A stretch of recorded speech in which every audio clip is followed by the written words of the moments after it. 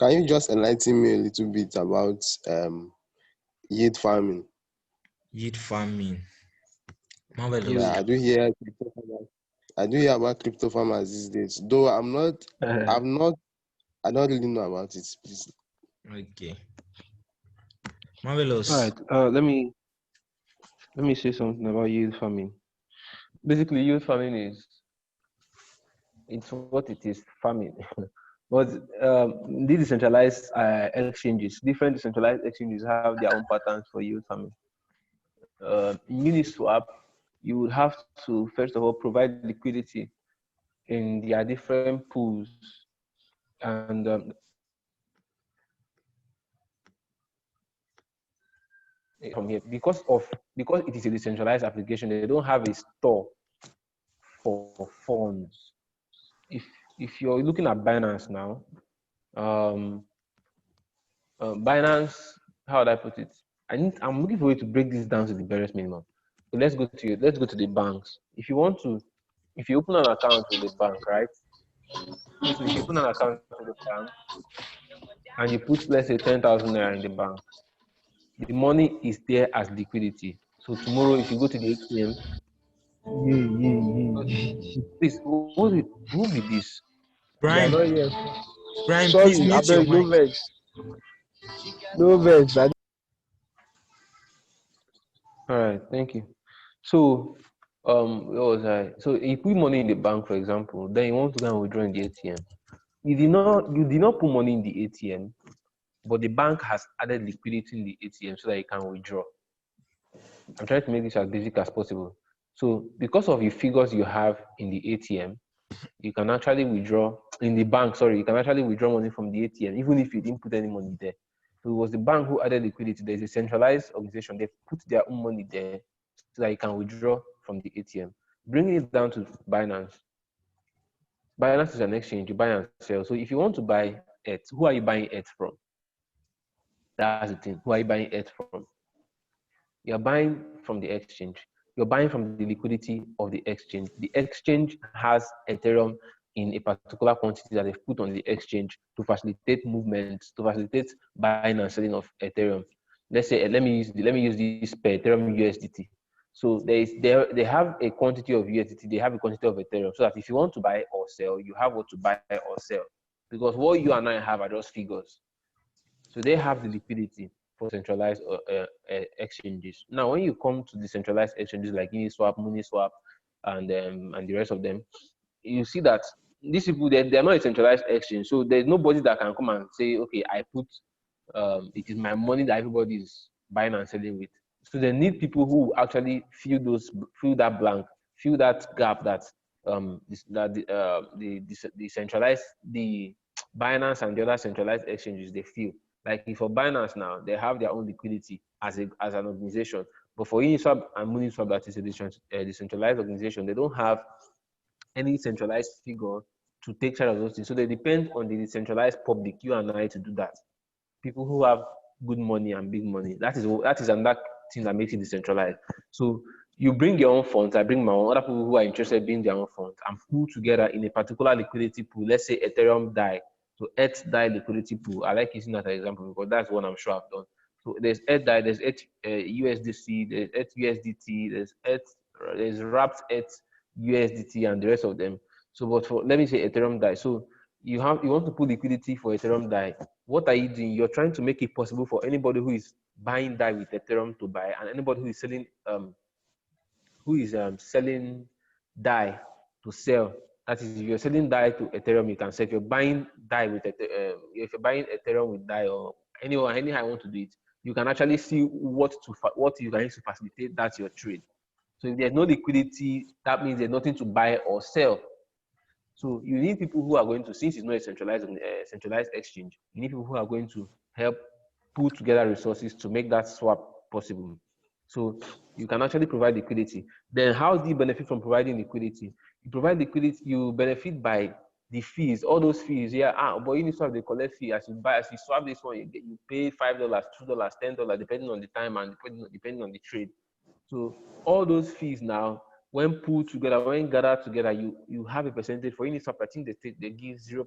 You have a share of 0.3% of all the fees.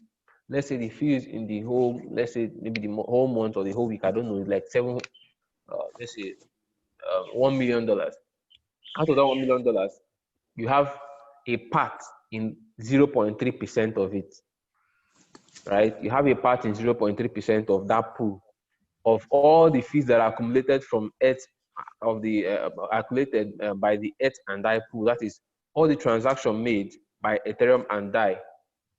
So all the fees collected for that pair, you have a part of it. You are part of. You're going to share 0.3% with all other people, depending on your share of the liquidity pool. That means if what is in the liquidity pool is $100 million and you put $10 million, it means you have 10% of the 0.3%. I don't know if you understand. Yeah, I So understand. if all the fees collected are $100 million, 0.3% of $100 million is about $300,000, right? $300,000 are 0.3%. So you now, what you put in the liquidity pool I told you maybe is, let's say, $1 million, and you put $10 million, which means you have, sorry, it's $1 million and you put $100,000, which means you have 10% of that 0.3%, which is $300,000. So your 10% now of $300,000 is about $3,000. But what I advise people is that before you go into the liquidity pool providing, you need big money. You know, because look at the percentage. The percentage is quite small. So if you go there with $100 and $50, if only fees where you go pay, say, you go pay fees, nothing will, when you come out, you won't gain anything. So that's providing liquidity. So when it comes to yield farming now, it is after providing liquidity that you get, they'll give you UniV2. I'm using Uniswap as an example. Now, they'll give you UniV2 tokens. It's like a receipt that shows that you've provided liquidity. Okay, see your receipt. So anytime you want to go back to collect your liquidity, you show them the UniV2 token. Say, oh, guys, see you. This is the receipt for my liquidity provision, right? So then when you show them, you can now collect your liquidity, you can now collect your funds from the liquidity pool. So when you get that UniV2 tokens, you can now go and stake it in another farm, another pool somewhere. Maybe let me use the example of Uniswap. So when you get UniV2 tokens, you can now go and stake it in Uniswap pool. That is this uni token airdrop. Now this one that they gave us airdrop, you can now go and stake it there and be getting returns in Uni. You get, so that's basically yield farming. But it's not only like this. There are other exchanges, other decentralized exchanges like BSC swap. Sorry, that's Binance Smart Chain swap. There's the Gen swap that just came out now. There's what they call it? Chats swap. Just swap. swap. Everybody they common swap these days. Me say go start my own. I mean swap and the rest of them. So once you that's basically yield farming. But then there are also some other exchanges that make it easy. Some other exchanges don't make it easy. You just like Pancake swap now. There was sometimes I provided liquidity. I didn't provide liquidity. I was just farming. What I did was I bought some Pancake and then I staked it. So as I staked it, I was getting more Pancake. I made like 50% of what I staked before I pulled out. You get, let's say I got 100. I bought $100 worth of cake. So as I staked the cake in the pool, I was getting more cake. And after I finished, I got $50 worth of cake and I sold off. And then I took my money. So that's another kind of farming too. There's another one too that we did, which is still basically the same explanation I gave you concerning the Uniswap. I did it on BSC swap, on BC Binance Smart Chain, BSC swap. So I bought BFI and then I had some BNB. So I provided liquidity for BFI, BNB. Then I got BLP as my receipt, like I told you for the UniV2. I got BLP tokens like as a receipt to show that you provided liquidity. Then I take that BLP in a farm or in a pool and I was getting more BFI. So that's just basically how it is. But you have to still do your own research. Okay, thank you very much. From what you said, I think what I can draw out from the little you said is that the yield farming actually bets other coins. I don't know if I'm right. Yes, that's farm now. Like you plant your seeds and then they give you they give you returns. That's just it. Okay, that's for the yield farming. And okay, I didn't know risk involved. Like, what if the Yeah, project risk doesn't? now. Yes, let me Risk explain. deal. Yeah, thank you Explain, for even explain. asking. Thank you for asking. Thank you for asking. I forgot to say this one. Thank you. I forgot. So the risk is this now. The year because me, I actually passed through this sometime past. The risk is like that BFI I told you I was farming, right? I bought BFI at bought BFI. I forgot it. I think I bought it at $16.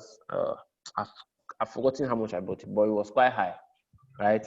So why farming the BFI? Why I bought the BFI then provided liquidity for BFI BNB. So I started farming with my BLP that I got. But then BFI was dropping in value. You understand? And as long as I'm staking, I can't sell my BFI except I pull out of the pool. I pull out of the liquidity pool. So as my BFI was dropping, my money was dropping. Let's say I had 10 BFI that I joined together with BNB that is worth the same. Because if I'm putting 10 BFI, I have to use BNB that is the same value. If 10 BFI is 5 BNB, that means what I'm joining together is 10 BFI and 5 BNB, right?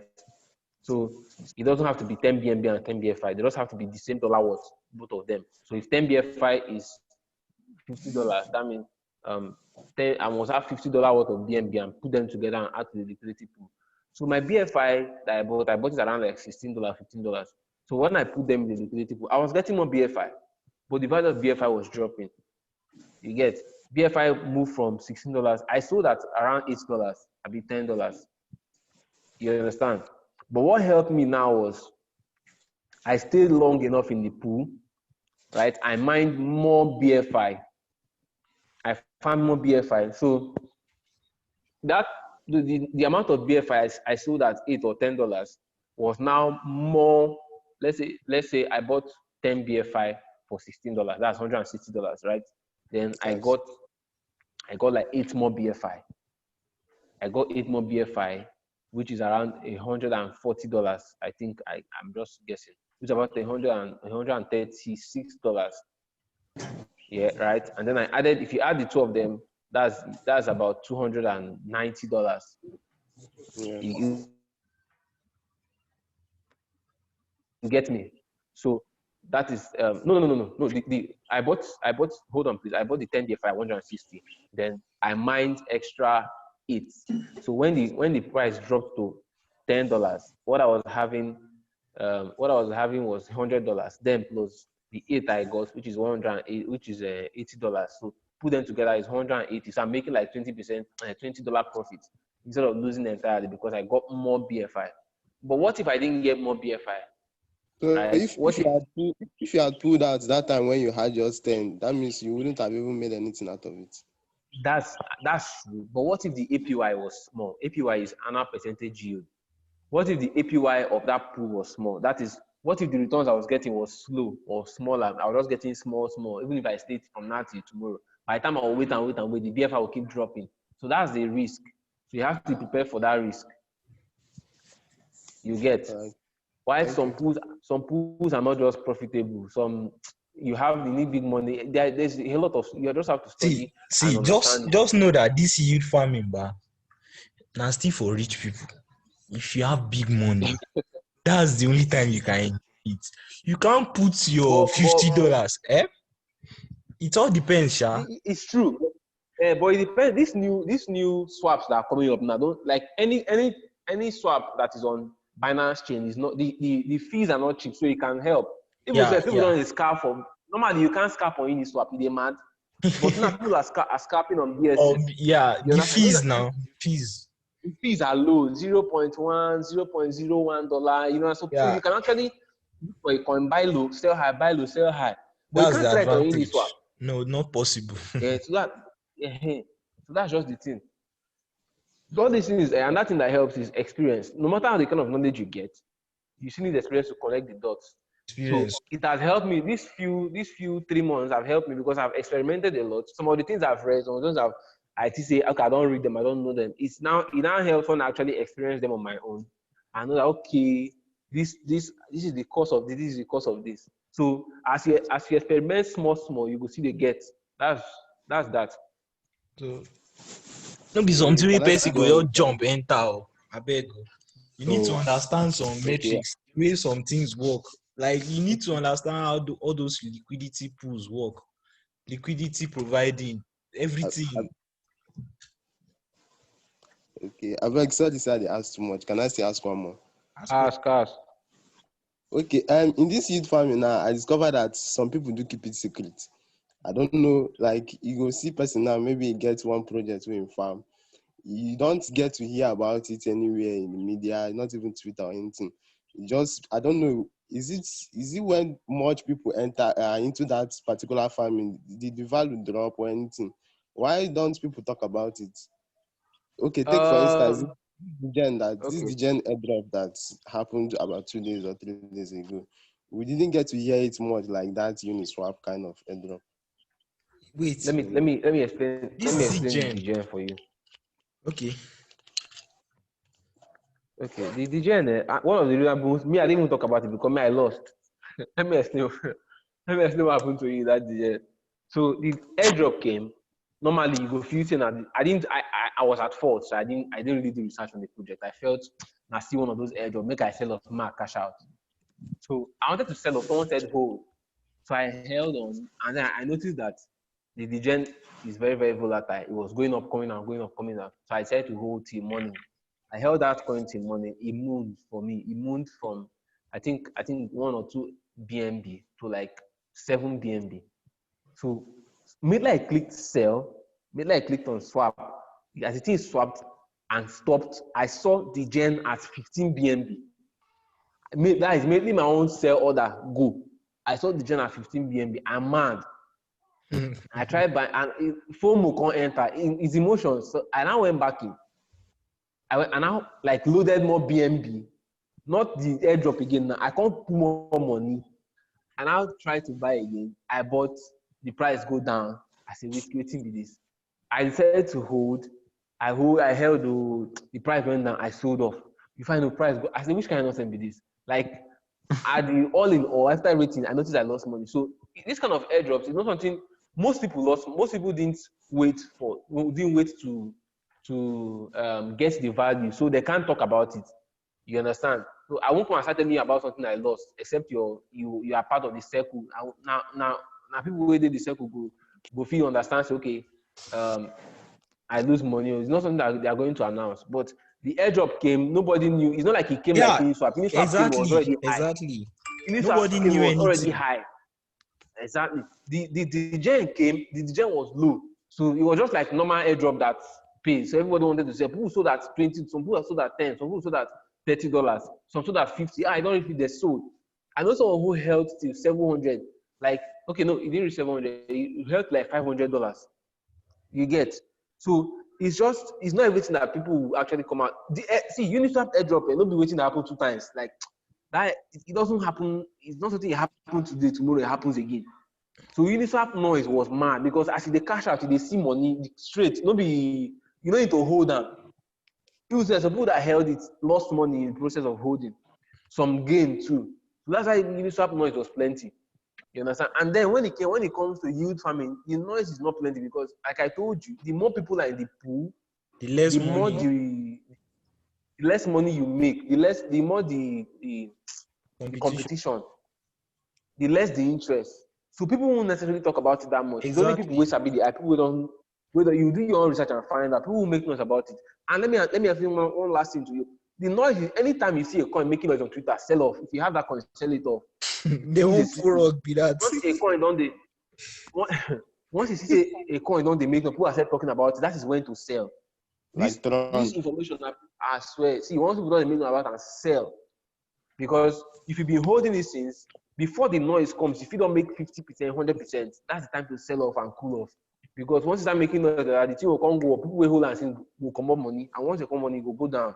Then that's another time to buy if you believe in the project. You get. All right, thank you very much. Thank you. Any more question? My PC is about to die. Oh.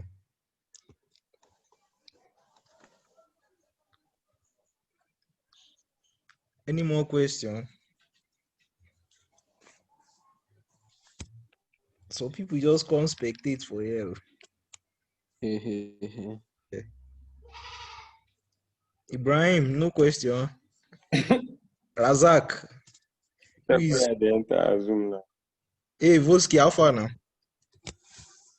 I didn't. You know. Oh, you won't give us boss. not there. No, nothing much. I've come to attend. So guys, ask question. We'll ask question. Another OG don't they Boss, out? na boss today. Boss today. I want to ask question.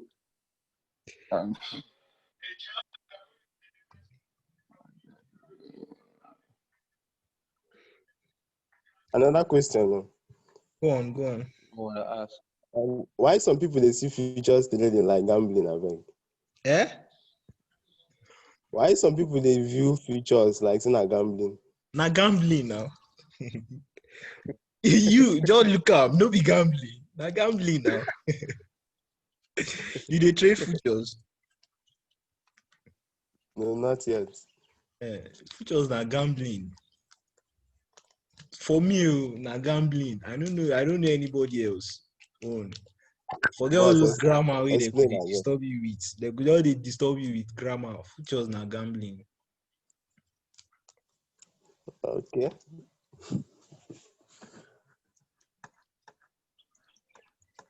Any more question? Good afternoon. Good I get afternoon. one question. This slippage on Uniswap. I don't know why is it that some coins need just say 1 to 5% slippage, and then some other coins need about 89% slippage.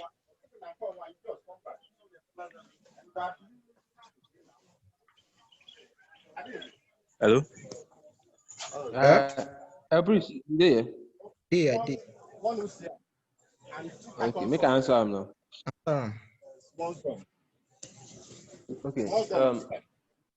Now still based on liquidity. That slippage issue now still based on liquidity. Slippage and price impact are the same thing, and it just basically means the chances, the possibility of your money being caught.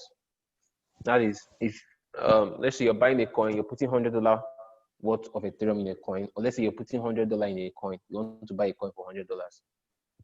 There's the price impact or the slippage simply means that it shows the percentage of the possibility of your money being caught. That is, you might not get $100 worth of that coin you're getting.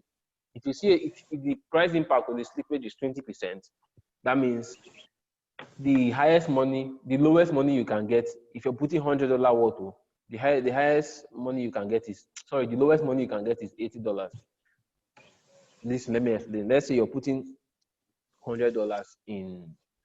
Let's assume XRP is a decentralized coin, or is a coin trading on Uniswap, and they say slippage tolerance or price impact is 20%. You want to use $100 to buy that coin.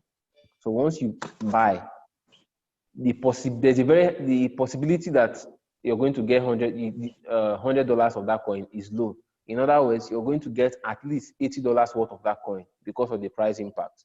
So if you buy the coin for $100, you might get $80 to $100 worth of the coin, but you won't get lower than $80. That is, you get minimum of 80% of that coin because of the liquidity. So the like I told you guys, if you're putting coins in liquidity pools, you have to put. I use ETH and DAI as an example. You have to put ETH and you have to put DAI, and the two of them always have to be equal. So if you're removing anyone, the balance has to still be there.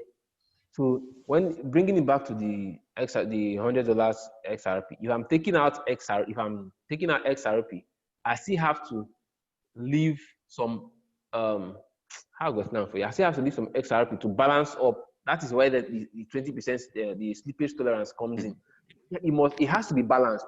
So if you're taking away that amount of XRP, it means you're disbalancing the liquidity, you're disbalancing the equation, and the protocol or the computer always wants the liquidity to be balanced. So you can't take out much like that, no matter how much you want to buy. You have to make sure that whatever you're taking is still going to leave the place balanced.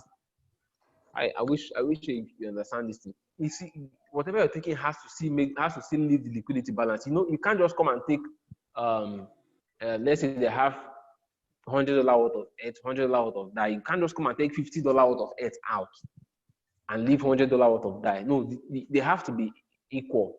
So if you're coming to take ETH, whatever coin you're coming to put back must have enough value to push that ETH back to the former level with the DAI. Am I making sense? At the talk nonsense. I hope you understand. It's quite difficult to explain. It takes time. First, we ask the question. You understand? Na joker, be like saying a joker or something. Yeah. Thank you. Okay. So the slippage and the price impact are the same thing. So if they try swap coin, they tell you insufficient, or they tell you price impact too high, you can adjust your slippage tolerance. Slippage tolerance. Now, how much can you tolerate? What amount of slippage can you tolerate? Amount of price impact. Adjust it. Basically, what it be.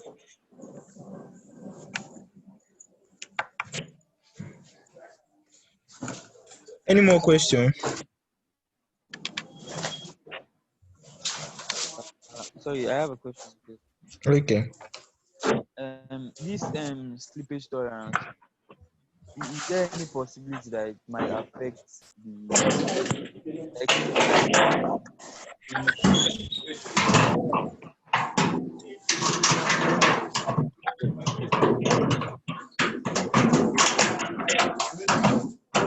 Joker, they follow fight for there. Joker. I beg you get my question. We will not get that. Okay, this slippage tolerance you talked about is something that you can adjust from the exchange. Like, let's say Uniswap. So, is there any possibility that it might affect your exchange, maybe between two coins that you want to exchange? Yes. Yes, it affects them. It affects them. That's why. Mavelous. Mavelous, are you on PC? No. I did 9% like this. We'll soon finish now. We'll just run now. 9%. Before it enter 5%. I think we'll be having Might something answer like the this. question. We're having something like this every week so that we can have a balance. So Okay. Okay. So any more questions? All right. So make I just rush it. Rush it on. Okay, so he was asking if you can affect. Yes, it can affect your stuff. That's why before you adjust your slippage tolerance, tolerance or whatever, make sure say the exchange asks you to adjust them. Don't just go adjust them anyhow. Or unless maybe if you see maybe the thing they give problem, you know, if you swap and you can adjust it. But don't just because you won't go adjust them. Make sure that your slippage is always like 0.1% to make sure say nothing change for your trade. And also try and correspond. Make sure say they correspond with the price impact, because the price impact now at the exchange they give price impact, but now you go put slippage tolerance to match the price impact if you get issues. So not just go change them on your own.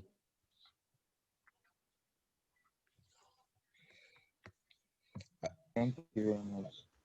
I understand what you said, and I don't know if there's still an opportunity to ask one last question. My system will die and I will lose the recording. Okay, Later, so later. the thing is, we can still continue the discussion in the group. I don't know why you guys don't ask questions in the group. I know most of you used to come to my DM. Please, let's just make the group lively. Ask questions there. Let's interact. The group is for interaction. Let's ask questions. Other people can learn from what you're asking. There's no shame in asking. Either me or Mavelous will be there to answer you guys. But if you keep coming to my DM, if like 20 people are coming to my DM, I can't answer 20 people. But if 20 people ask the question in the group, there is a very simple thing. I can just scroll through the group, then answer everybody in the group. Then everybody will learn from other questions. So please, let's use the group. The group is very, very silent and I don't like it. So if you have any question, just ask it in the group. It will be better. This thing will die now. So we'll be having this AME session every week, possibly twice